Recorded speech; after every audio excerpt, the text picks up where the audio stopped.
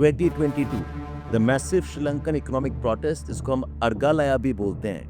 Almost 10 people died, more than 250 of them were injured, and more than 600 were arrested and detained. And Rajapaksa government had to ultimately resign, and Rajapaksa himself had to flee the country.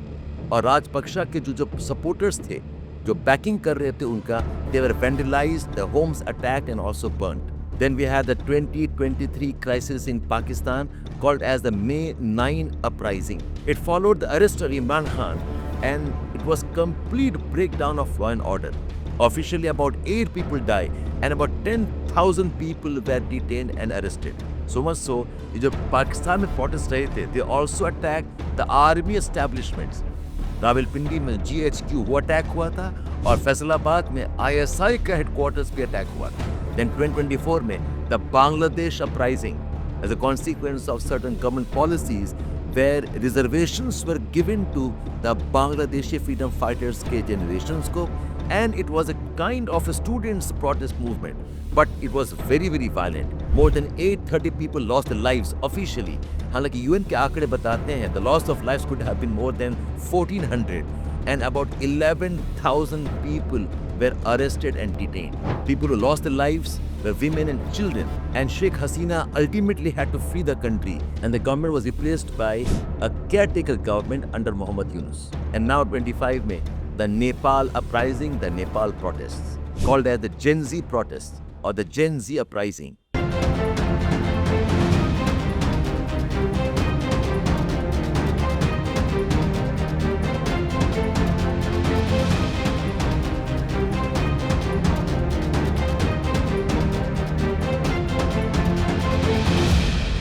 अभी तक 19 people have been reported to have died, but now figures tell us that maybe 30 to 50 people have died and almost 1,400 of them have been injured. Very gruesome has been former prime ministers हैं, former presidents हैं, उनके घरों को जलाया जा रहा है, vandalism किया जा रहा है. श्री बहादुर देवबा, उनका घर जला दिया गया, vandalize किया गया, and his wife Arzu Rana Deoba was pulled out of the house and was also beaten. More gruesome was the Jhalanath Khanal, whose house was vandalized, attacked, and his wife Raj Lakshmi Chitrakar was burnt alive in that fire. The home ministers have not been spared. The prime ministers have not been spared. The tourism has been impacted. Hotels have been burnt down. A Hyatt Hotel, Hilton Hotels, among the most popular destinations, they have been attacked and they completely have been arsoned. अगर आप देखेंगे south Asia में 4 country बहुत बड़े countries हैं और India में भी we have seen quite a bit of protests. The farmers' protests, alleged revival of Khalistan movement, caste conflicts रहे हैं, communal violence रहे हैं, CAA protests रहे हैं. और साउथ एशिया ऐसा छोटा मोटा रीजन नहीं है. South Asia is almost 25% of the world's population. 2 billion यहाँ का population है. 30% are the young population, the youthful population of the world. अब इसमें बहुत सारे theories हैं कि ऐसा क्यों हो रहा है साउथ एशिया में. 4 countries along with India have been suffering some of this violence. तो एक थ्योरी ये कहता है कि this is probably part of a very organized Western design जहाँ पे कि they are interfering with the political systems and social institutions. Sri Lanka, Pakistan, Nepal, ये 3 countries over the years have moved closer to China. So somewhere allegations हैं the US and the Western world are funding, supporting and driving a narrative ये countries वापस हम लेके आ पाए from the control of China. Wherever Bangladesh was seen more as pro-India, Sheikh Hasina was pro-India. So maybe China played a role to foment the anti-agitation ताकि एक more pro-China government को establish किया जाए. To some extent, Muhammad Yunus has been supportive of China with a lot of close calls meetings and where he has invited China to invest in Bangladesh and has taken an anti-Indian stance also. So एक तरफ तो ये conspiracy theories है कि may be western media ये सब कर रहा है, वेस्टर्न ऑर्गेनाइजेशंस कर रहे हैं. I can't rule this out completely, but इसमें एविडेंसेस बहुत वीक है. We don't have proper trials in this, proper investigation in this, but ये एक सेंटिमेंट रहा है. वहीं पर आप ये नाम सुना होगा जॉर्ज सोरोस का. He is an Hungarian American billionaire investor and also an philanthropist. ये अपने एक ऑर्गेनाइजेशन चलाते हैं called as OSF, Open Society Foundation, जो फंड करता है वर्ल्ड में civil rights issues, democracies, human rights, women education. They are known to support more open reporting in the media. George Soros पे एलिगेशंस है that maybe he is deliberately trying to destabilize and fund some of these movements. In fact, India के parliament में Nishikant Dubey ji MP उन्हें ये raise किया था कि we must find out if George Soros is funding opposition Congress party. ORF online में एक article है called as American Aid and Regime Change in Bangladesh, a primer, जहाँ पर कि एक funding system called as US AIDS and NED, National Endowment for Democracy, इन दोनों को blame किया गया है that they have been responsible for lot of these turmoils and efforts to change and replace governments and make them more pro-Europe and pro-US. In fact, US के अंदर ही आलोचना बहुत हो रही है about this funding system called as US AIDS. Somewhere the allegations that the US AIDS has been misused not to the interest of the American people. Donald Trump इस बार जो power में आए हैं, इन्होंने यूएस एड्स को almost dismantle कर दिया है और उसका फंडिंग भी स्टॉप कर दिया है. ये सब स्टोरीज हैं, एलिगेशंस हैं. We do not have proper evidences and most of this are seen more as political rhetoric.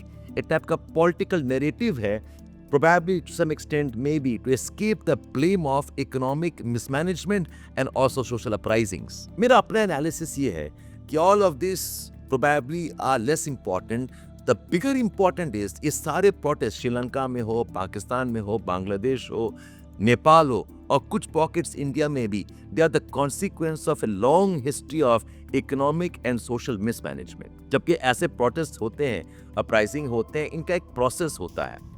They all start with some kind of adverse economic social conditions. यदि economy slow कर रहा है, GDP stagnating, inflation very high, unemployment is very very high. The साथ में क्या होता है, एक और स्टेज आता है when the distrust of the government बहुत हाई हो जाता है. Government is seen as corrupt, government is seen as inefficient, government is seen as full of nepotism based decisions. तो ये जो distrust होता है गवर्नमेंट की वजह से, that ultimately flares up जब कोई ट्रिगर पॉइंट होता है. इकोनॉमिक कंडीशंस हैं, there's distrust for government और ट्रिगर पॉइंट है. जैसे कि श्रीलंका में जो ट्रिगर पॉइंट था when there was suddenly a call for rationing fuel, food and electricity.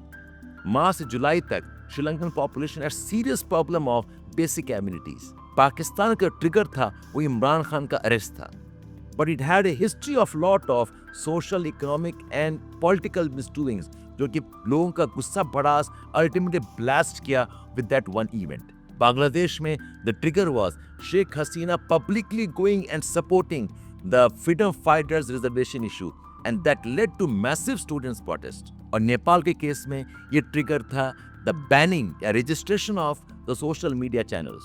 तो नेपाल में भी there has been history of lot of political discontent, a history of economic mismanagement, high inflation रहा है, problems of food scarcity रहा है, and this trigger ultimately kind of gave shape to the political protests by the youth and therefore it's called as the Gen Z protests. आपको मैं analysis देता हूँ आंकड़ों के साथ में what's happening in South Asia. जब आप एनालिसिस करेंगे you'll find out ये सारे कंट्रीज कंपैरिजन में श्रीलंका में जब ये प्रॉब्लम हुआ 2022 में, वहाँ पर उनका inflation was as much as 68 to 70%. Bangladesh में inflation 2024 was more than 10%. Pakistan में inflation was more than 38 to 40%. Nepal में inflation has been more than 12-13%. That's a very high inflation. अब वही बात करें अबाउट द यंग डेमोग्राफिक्स. इस सारा south Asia full of young people, youthful population है. पाकिस्तान में 64% of their population is less than 30 years of age. Bangladesh में about 60%, Nepal में 54% and श्रीलंका में 50%. आधा से ज़्यादा population, almost 2/3 of population in case of Pakistan is young population less than 30 years of age. And look at the amount of unemployment that they have. The youth unemployment Sri Lanka में 24% है. बांग्लादेश में about 15%, Pakistan में 11-12% और नेपाल में almost 20% है. There has been a history of lot of demographic imbalance and unemployment along with shortages in food and fuel. Nepal का जो economy है almost 40% is dependent on agriculture. Almost 68% of Nepal's population lives in urban areas. मतलब villages में depopulation है, despite being major agriculture economy, यहाँ पे village economy collapse हो रहा है। एंड नेपाल में बहुत हाई डिपेंडेंस है रेमिटेंसेस में। जो नेपाल की यूथ है, पॉपुलेशन है, they move out, they migrate out, and 30% of Nepal GDP is remittances based. यानी कि अगर ग्लोबल स्लो डाउन हुआ, ग्लोबल लॉस ऑफ जॉब्स हुआ, या वर्ल्ड में एंटी माइग्रेंट सेंटिमेंट्स बनेंगे, then Nepal's remittances will take a big hit. इसी में कंसेप्ट आता है अनएम्प्लॉयमेंट के बेसिस पे something called as NEET, NEET, not educated, employed और ट्रेन्ड। ये NEET वो पॉपुलेशन है जिनके पास स्किल्स नहीं है, जिनके पास एडुकेशन नहीं है, जिनके पास कोई ट्रेनिंग नहीं है और ये जॉब में भी नहीं है। तो मैसिव यूथ बल्ज है, 15 साल से लेकर 30 साल का जो मैसिव पॉपुलेशन है, it's a very large cohort. मैंने बताया less than 30 years of age, young population है।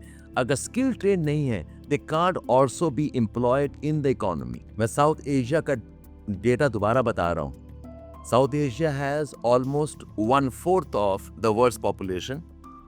साउथ एशिया में almost 35% of population are below extreme poverty, जिन income is less then $2.15 a day, along with multi-dimensional poverty, lack of homes है, lack of drinking water, lack of security है, lack of a good life conditions है। South Asia has almost 30% of population of youth under NEET, यानी कि non-educated, not employed and not trained।